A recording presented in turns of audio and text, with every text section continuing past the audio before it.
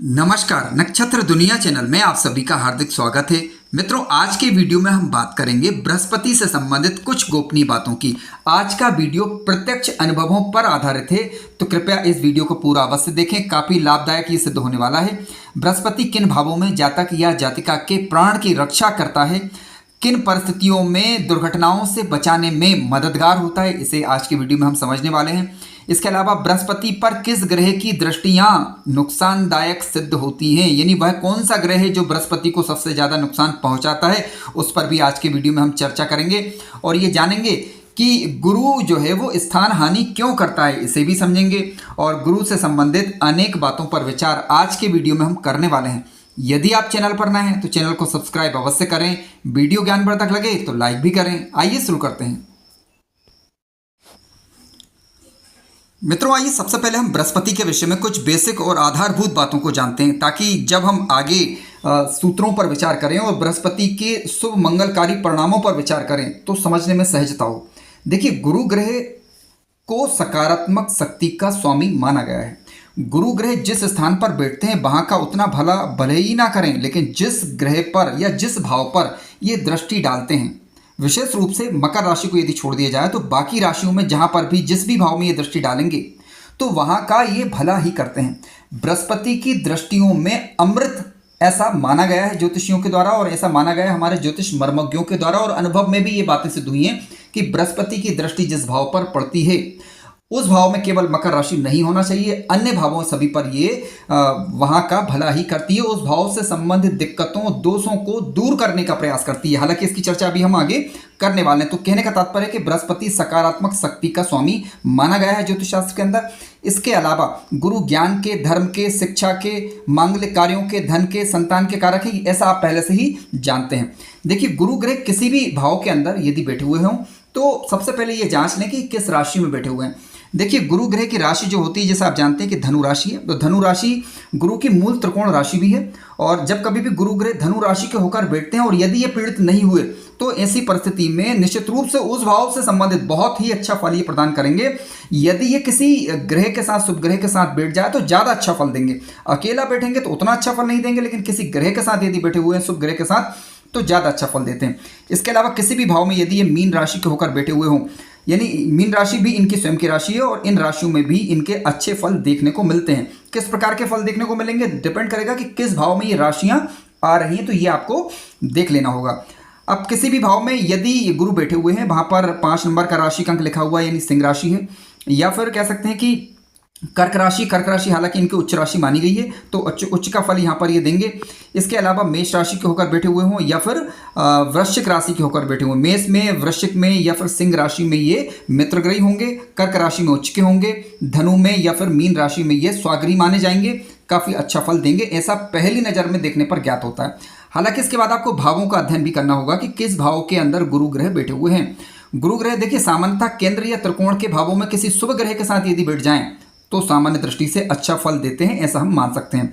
रहा सवाल 6वें, 8वें और 12वें भाव का, देखिए 6वें भाव के अंदर ये गुरु महाराज बैठेंगे या 12वें भाव में बैठेंगे या 8वें भाव के अंदर बैठेंगे, तो यहाँ पर यदि स्वाग्रही, मित्रग्रही या उच्च राशि के होकर बैठे हुए हों तब ज़्यादा और अंशात्मक रूप से बलवान हो और किसी पाप ग्रह के द्वारा दृष्टि या युत न हो, तो ऐसी परिस्थिति में 6, 8, 12 की दिक्कतों को दूर करते हैं और वहां पर यानी शुभता लाने का प्रयास करते हैं। हालांकि इस क्रम में वह स्वयं कमजोर हो जाते हैं, तो जिसका प्रभाव ये पड़ेगा कि जिस भाव के स्वामी ग्रह बनते हैं उस भाव में कमजोरियां आ जाती हैं। ठीक है, इस बात को थोड़ा सा हमें ध्यान रखना होगा। यदि ये बात आप ध्यान में रखेंगे तो जिस भाव के स्वामी बन रहे हैं उस भाव से संबंधित उपाय कुछ कर सकते हैं, गुरु ग्रह को बल दे सकते हैं वैदिक तरीके से, ताकि जब इनकी दशा अंतर्दशा आए तब आपको ज़्यादा दिक्कतें ना हो, परेशानियां ना हो और उसका शुभ प्रभाव लिया जा सके। जिस भी भाव पर ये दृष्टि डालते हैं उस भाव के अरिष्टों का समन करते हैं, उस भाव के दोषों को ये नष्ट करते हैं। ध्यान रखिएगा कि गुरु यदि मकर राशि के होकर बैठ जाएं तो मकर राशि में ज़्यादा श्रेष्ठ फल ये नहीं देंगे, क्योंकि मकर राशि के होकर यदि बैठे हैं तो नीच राशि के माने जाएंगे। अब यहाँ पर निर्भर करेगा कि गुरु पर यदि किसी उनके मित्र ग्रहों की दृष्टि यदि आ जाती है तब तो ठीक, लेकिन यदि किसी पाप ग्रह की दृष्टि पड़ जाए तो गुरु यहाँ पर बेहद कमजोर हो जाएंगे और अच्छे फल की उम्मीद हम यहाँ पर अब नहीं कर सकते। ऐसी परिस्थिति में आपको वैदिक तरीके से गुरु ग्रह को बल देना चाहिए यदि ये कुंडली के अंदर योग कारक ग्रह बन रहे हों, जिसकी चर्चा अभी हम थोड़ा विस्तार से करने वाले हैं। तो आइए शुरू करते हैं। मित्रों, गुरु ग्रह से संबंधित आज का पहला सूत्र और बहुत ही महत्वपूर्ण सूत्र इस प्रकार से, काफ़ी रिसर्च करके ये सूत्र लाया गया है। गुरु ग्रह जिस भी भाव में बैठते हैं उस भाव पर यदि शनि ग्रह की तीसरी दृष्टि पड़ रही है, ध्यान रखिएगा, गुरु पर शनि ग्रह की तीसरी दृष्टि पड़ रही है अगर, या फिर गुरु पर शनि ग्रह की 10वीं दृष्टि पड़ रही है, तो ये स्थिति सबसे ज़्यादा नुकसानदायक सिद्ध होती है। ऐसा हमने अनुभवों में चेक करा है और पाया है। ठीक है, हालांकि मैं ये नहीं बोलूँगा कि ये सूत्र है, लेकिन शनि की दृष्टि जब कभी भी गुरु पर पड़ती है, विशेष रूप से तीसरी दृष्टि या विशेष रूप से 10वीं दृष्टि, तो होता क्या है, देखिए ऐसी परिस्थिति में गुरु की दृष्टि शनि पर नहीं पड़ पाती, क्योंकि गुरु के पास 3 दृष्टियां आप जानते हैं, 5वीं, 7वीं और 9वीं दृष्टि। लेकिन क्योंकि शनि ग्रह के पास भी 3 दृष्टियां होती हैं, वो होती है तीसरी, 7वीं और 10वीं दृष्टि। लेकिन शनि की जब तीसरी दृष्टि गुरु पर पड़ेगी तब गुरु की दृष्टि शनि पर नहीं पड़ पाती। इसके अलावा शनि जब 10वीं दृष्टि से गुरु को देखते हैं तब भी जो है गुरु की दृष्टि शनि पर नहीं पड़ पाती। अब ये स्थिति थोड़ा सा नुकसानदायक सिद्ध हो सकती है, और ऐसी स्थिति में जब कभी भी जातक या जातिका को गुरु ग्रह की दशा अंतर्दशा आती है तो उसे उचित परिणाम नहीं मिल पाता। ठीक है, ये बात यहाँ पर बहुत ही महत्वपूर्ण है। ऐसी परिस्थिति में आपको गुरु ग्रह को वैदिक तरीके से बलवान करने का प्रयास करना चाहिए। ठीक है, यही मैं बताने का यहाँ पर प्रयास कर रहा था। लेकिन अब यहाँ पर कुछ दूसरे पॉइंट ऑफ व्यू से भी आपको चेक करना होगा। क्या चेक करना होगा? मान लीजिए कि शनि की दृष्टि गुरु पर पड़ रही है, ठीक है, तीसरी या 10वीं दृष्टि। अब सप्तम दृष्टि की बात इसलिए नहीं कर रहे हैं क्योंकि यदि सप्तम दृष्टि शनि की जब गुरु पर पड़ेगी, मान लीजिए किसी जातक की कुंडली के अंदर सप्तम भाव के अंदर गुरु बैठ जाए या किसी भी भाव के अंदर गुरु बैठ जाए और शनि की जो है 7वीं दृष्टि पड़ जाए, तो ऐसी स्थिति में जब शनि गुरु को देख रहे हैं तो गुरु भी शनि को देख रहे हैं, इसलिए हमने इस सप्तम दृष्टि को नहीं लिया है। अब देखिए यहाँ पर मान लीजिए आपके गुरु जो है वो शनि से दृष्ट होगा तीसरी या 10वीं दृष्टि के द्वारा। अब ये थोड़ा सा परेशान करने वाली चीज़ है। अब ऐसी स्थिति में आप ये देखिएगा कि गुरु के जो मित्र ग्रह होते हैं, गुरु के नैसर्गिक मित्र ग्रह कौन से होते हैं? चंद्रमा होते हैं। ठीक है, चंद्रमा हुए, इसके अलावा मंगल हुए, या फिर आप सूर्य को ले सकते हैं। अब यहाँ पर देखिए कोई भी किसी भी लग्न की कुंडली आपकी हो सकती है, लेकिन गुरु को यदि चंद्रमा का साथ मिल जाए, मंगल का साथ मिल जाए या सूर्य का साथ मिल जाए, लेकिन ये ग्रह भी जो है कम से कम शनि से दृष्ट ना हो और इनकी दृष्टि यदि गुरु पर पड़ जाती है तो गुरु को यहाँ पर बल मिलता है।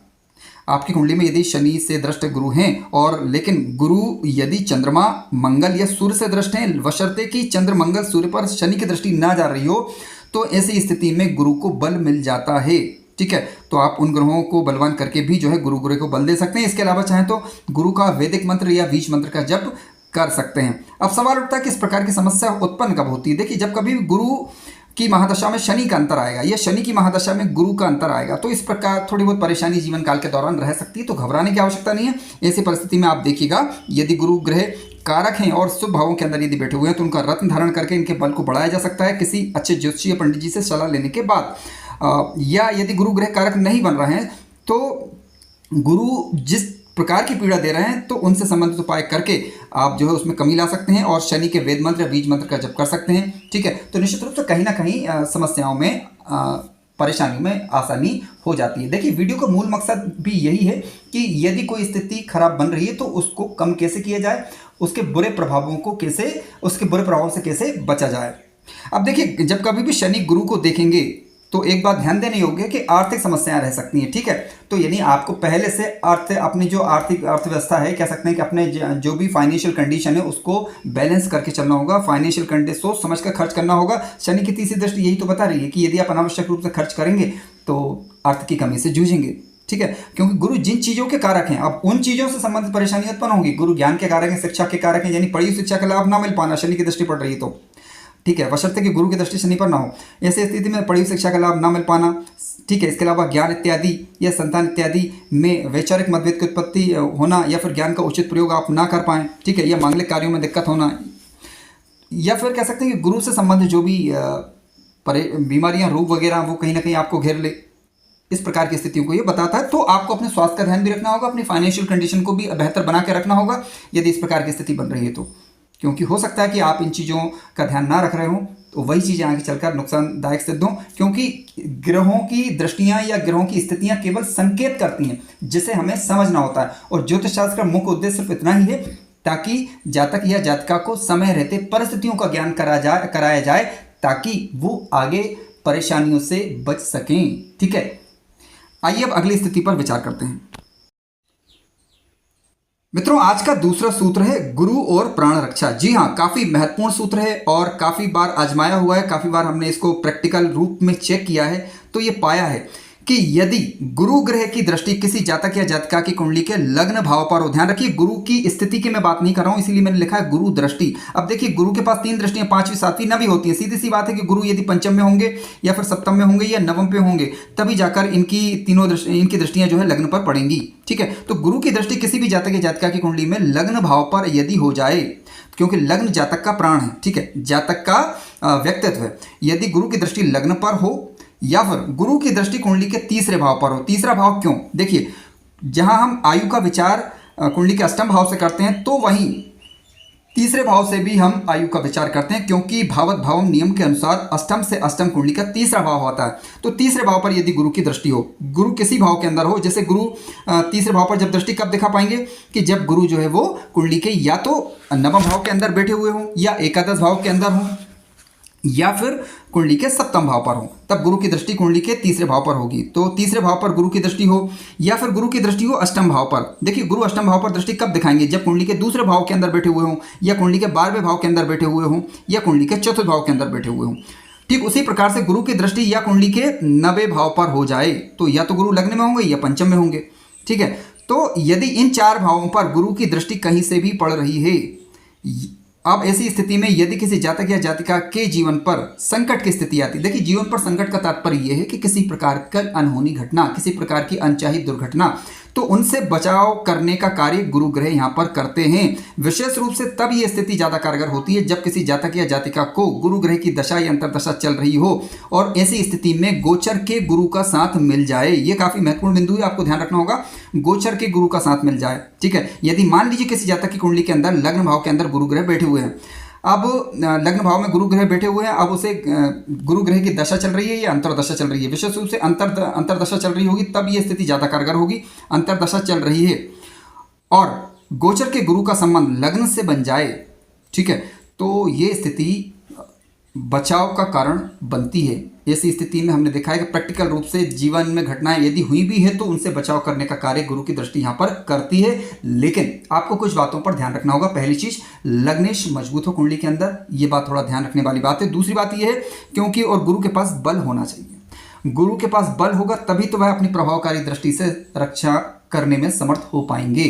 ठीक है, तो ये कई बार हमने देखा है कि घटना घटी लेकिन प्राणों की रक्षा हो गई, या घटना घटी तो काफ़ी कम स्थितियों में काफ़ी बुरी स्थिति से वह बच गए, अचानक बाल बच गए जिसको बोलते हैं। ठीक है, यानी कहीं ना कहीं बचाव कर देती है, ऐसा हमने अनुभव में पाया है। अब दूसरी बात है, ध्यान रखने वाली बात यह है कि आपने कई बार वीडियो के अंदर सुना होगा और ये कहा भी है, यदि छठे भाव या आठवें भाव से गुरु ग्रह का संबंध बन जाए तो पेट जनित समस्या इत्यादि हो सकती है, यानी पेट से संबंध रोग हो सकते हैं, इससे इंकार नहीं किया जा सकता। लेकिन आज की वीडियो में बात चल रही है संकटों से बचाव की, तो संकटों से बचाव निश्चित रूप से हो जाता है क्योंकि गुरु ग्रह आयु की वृद्धि करने वाले ग्रह हैं, सकारात्मकता को बढ़ाने वाले हैं, संकटों से रक्षा करते हैं, ये सत्य है।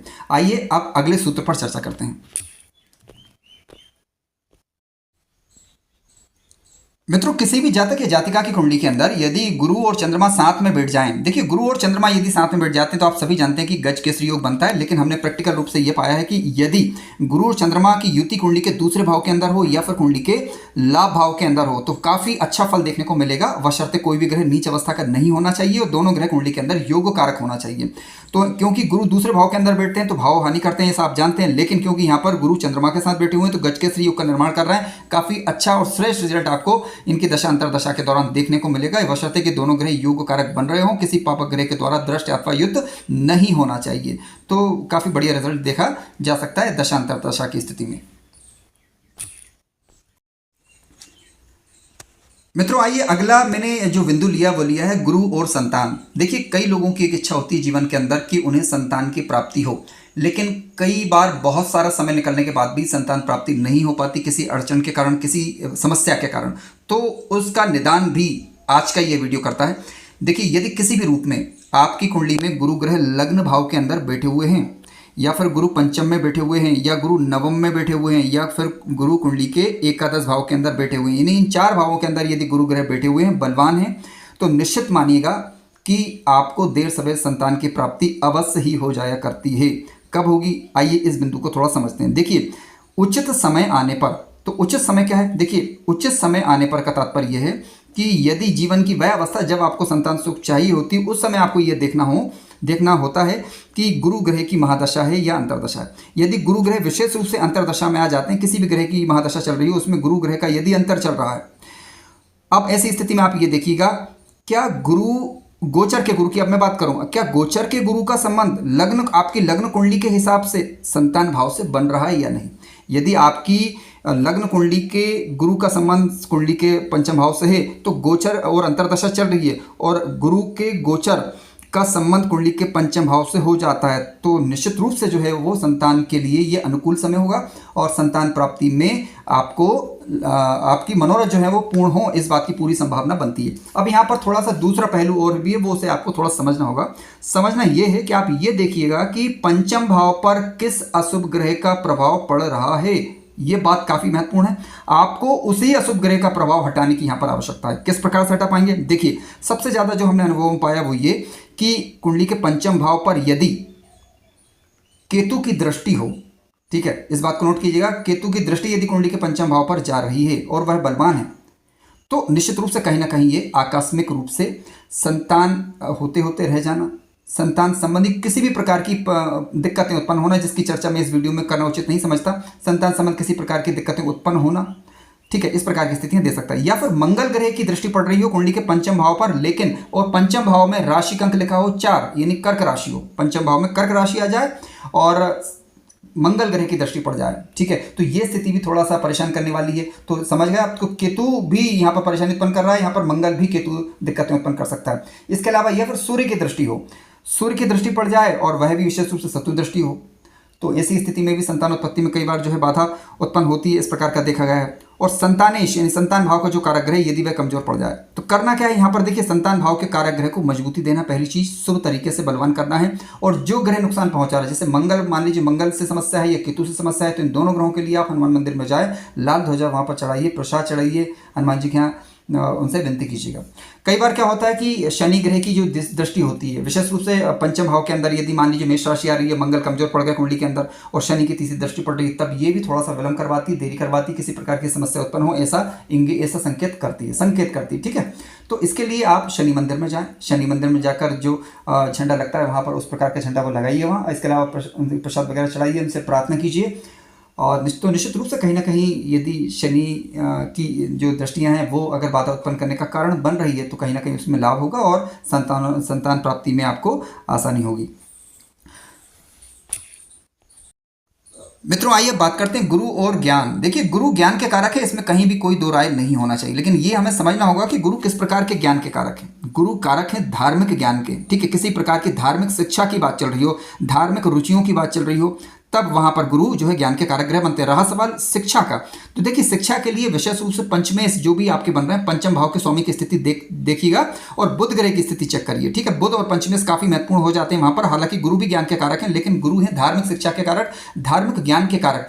रहा सवाल हमारे लौकिक शिक्षा का, तो लौकिक शिक्षा में गुरु ग्रह सहयोगी होते हैं, नो डाउट, गुरु यहाँ पर सहयोग करते हैं, लेकिन पंचमेश और बुध की स्थिति को देखना अनिवार्य होता है। लेकिन फिर भी गुरु ग्रह यदि पंचम भाव से संबंध बना रहे हो या कह सकते हैं कि लग्न भाव से संबंध बना रहे हो, नवम भाव से या अष्टम भाव से संबंध बना रहे हो, तो ऐसी स्थिति में जातिका की धार्मिक रुचियां हो सकती हैं, इस बात की प्रबल संभावना बनती है। गुरु का संबंध अष्टम भाव से हो जाए तो आकस्मिक रूप से तो ये लाभ देते ही देते हैं, विशेष रूप से मित्र ग्रही या स्वग्रही होकर बैठे हुए होने चाहिए, शुभ ग्रहों के प्रभाव में होने चाहिए। तो तंत्र मंत्र, यंत्र, ज्योतिष शास्त्र या फिर कह सकते हैं कि वैदिक जो भी जिस भी धर्म से आप बिलोंग करते हैं उस धर्म से संबंधित चीज़ों में आपकी रुचियाँ हों, उसे ये बताते हैं। मित्रों, आइए अब बात करते हैं गुरु और मंगल दोष के विषय में। देखिए, जैसा आप जानते हैं कि यदि किसी जातक या जातिका की कुंडली में लग्न भाव के अंदर यदि मंगल ग्रह बैठे हों या फिर कुंडली के दूसरे भाव में मंगल हो या कुंडली के चतुर्थ भाव में मंगल हो या कुंडली के सप्तम भाव में मंगल हो या फिर अष्टम भाव के अंदर मंगल हो या फिर कुंडली के 12वें भाव के अंदर मंगल हो, किसी जातक या जातिका की कुंडली में लग्न दूसरे, चतुर्थ, सप्तम या अष्टम भाव के अंदर यदि मंगल ग्रह हैं तो इसे कहा जाता है मांगलिक दोष, ठीक है। ध्यान रखें, मंगल दोष के विषय में मैंने अलग से सेपरेट वीडियो बनाया हुआ है, यदि आपको देखना है तो विस्तार से आप चैनल पर देख सकते हैं, लेकिन यहाँ पर हम संक्षिप्त रूप में केवल बात करेंगे क्योंकि गुरु की भूमिका की हम चर्चा कर रहे हैं। यदि आपकी कुंडली के अंदर मंगल दोष बन रहा है और यदि गुरु की दृष्टि जो है मंगल पर पड़ जाए, ठीक है, या मंगल साथ के साथ में गुरु ग्रह हो या कहीं से भी गुरु की दृष्टि मंगल ग्रह पर पड़ जाए तो मंगल दोष को ये भंग कर देते हैं। या फिर मंगल की तीव्रता को काफ़ी कम कर देते हैं, यानी मंगल दोष का उतना प्रभाव नहीं रह जाता जितना मंगल दोष के कारण हो सकता है। ठीक है, तो देख लीजिएगा, यदि आपकी कुंडली में मंगल दोष का निर्माण हो रहा है और गुरु ग्रह की दृष्टि यदि उस पर पड़ गई तो मंगल दोष को भंग करने का कार्य भी करते हैं। तो आप समझ सकते हैं कि कितने महत्वपूर्ण हो जाते हैं ग्रह। अब यहाँ पर ये मायने नहीं रखता कि आपका कौन सा लग्न, किसी भी लग्न की कुंडली के अंदर हो सकती है। गुरु की दृष्टि है, यदि किसी जातक की कुंडली में यदि मंगल दोष बन रहा है उस पर है तो इसे भंग करने का कार्य गुरु ग्रह करते हैं। लेकिन ध्यान रखें मित्रों कि मंगल दोष भी कई प्रकार के होते हैं, जैसे कि मंगल लग्न का है, चतुर्थ का है, सप्तम का है, ये देखना पड़ेगा कि किस प्रकार का मंगल है। ठीक है, क्योंकि मान लीजिए मंगल दोष यदि आप देख रहे हैं तो कम से कम 3 कुंडली आपको विचार करनी होती है, लग्न कुंडली, चंद्र कुंडली और इसके अलावा नवमांश कुंडली। इन तीनों के अंदर मंगल है क्या, ये बात थोड़ा सा महत्वपूर्ण होगी, तो उसे हम देखेंगे। फिलहाल बात कर रहे हैं गुरु के विषय में। तो गुरु जो है मंगल दोष को भंग करने का कार्य करते हैं। जिस लग्न कुंडली के अंदर यदि मान लीजिए मंगल दोष बन रहा है लेकिन गुरु की दृष्टि पड़ रही तो काफी हद तक ये भंग हो जाएगा, लेकिन किस मात्रा में हुआ उसे चेक करने की जरूरत पड़ती है।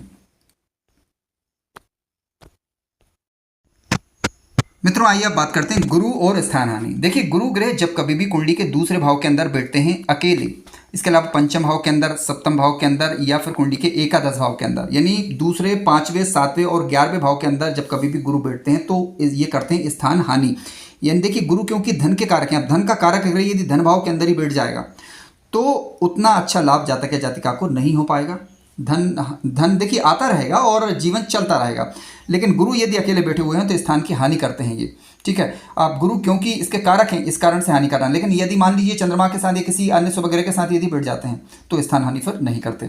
इसी प्रकार से यदि पंचम भाव के अंदर बैठेंगे तो पंचम भाव के अंदर बैठेंगे तो ये स्थान हानि करेंगे। अब इसका मतलब क्या, ये भी समझने वाली बात है। क्या संतान नहीं देंगे? नहीं, संतान देंगे, लेकिन कारण क्या है, संतान से उतना आपको लाभ शायद ना हो। यदि गुरु ग्रह अकेला बैठे हो, संतान देंगे लेकिन संतान से आपको उतना लाभ ना हो। या पंचम भाव जो कि आपका ज्ञान का कारक भाव है, शिक्षा का भाव है, तो उतना लाभ आपको उस शिक्षा से नहीं हो पाए। इस प्रकार की स्थितियों को ये थोड़ा संकेत करते हैं। तो करना क्या चाहिए इसके लिए, उस पर अभी हम चर्चा करेंगे।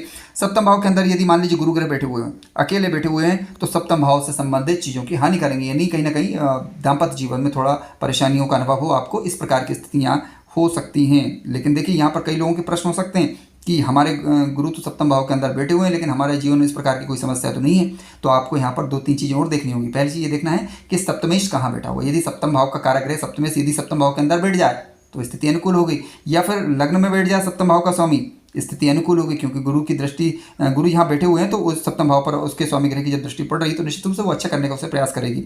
शुक्र की स्थिति देख लीजिए, शुक्र यदि लग्न के अंदर आ जाए या सप्तम भाव के अंदर आ जाए तो चीज़ों को बैलेंस कर देंगे। तो सप्तम भाव के अंदर यदि कोई ग्रह बैठ गया तो फिर सप्तम भाव अकेला बचा कहाँ, यानी गुरु ग्रह अकेले बचे कहाँ। ठीक है, इस बात को थोड़ा सा विचार लेना चाहिए।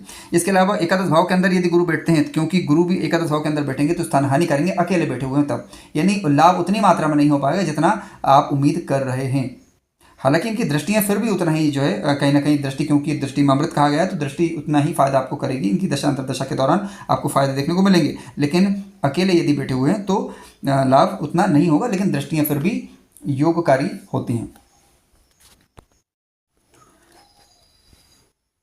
मित्रों, यदि गुरु ग्रह आपकी कुंडली के अंदर मान लीजिए अकेले बैठ गए हैं दूसरे, 5वें, 7वें या 11वें के भाव के अंदर, तो ऐसी परिस्थिति में जब गुरु ग्रह की दशा अंतर्दशा चले तो आप देखिएगा किस भाव के अंदर गुरु ग्रह बैठे हुए। मान लीजिए दूसरे भाव के अंदर बैठे हुए हैं, दूसरे भाव को जो भी कारक ग्रह बन रहा है उसके स्वामी को वैदिक तरीके से बलवान करें और गुरु ग्रह के लिए थोड़े उपाय कर लीजिएगा, तो निश्चित रूप से कहीं ना कहीं आपको लाभ देखने को मिलेगा। उसी तरीके से यदि पंचम भाव के अंदर गुरु हो तो पंचमेश को मजबूत कीजिए शुभ तरीके से, लेकिन ठीक है। इसके अलावा गुरु ग्रह के वेद मंत्र या बीज मंत्र का जप आप कर सकते हैं। उसी तरीके सप्तम भाव में यदि दाम्पत्य जीवन प्रभावित हो रहा हो तो ऐसी परिस्थिति में फिर आप सप्तमेश को बलवान करें, शुक्र को बलवान करें और साथ साथ जो है गुरु को भी वैदिक तरीके से बल दे सकते हैं। यानी वेद मंत्र किसी भी ग्रह के लिए आप जप सकते हैं तो निश्चित रूप से कहीं ना कहीं आपको लाभ होगा। ठीक उसी प्रकार से एकादश भाव के अंदर यदि गुरु अकेले हो तो एकादश भाव के स्वामी को बलवान करिए वैदिक तरीके से।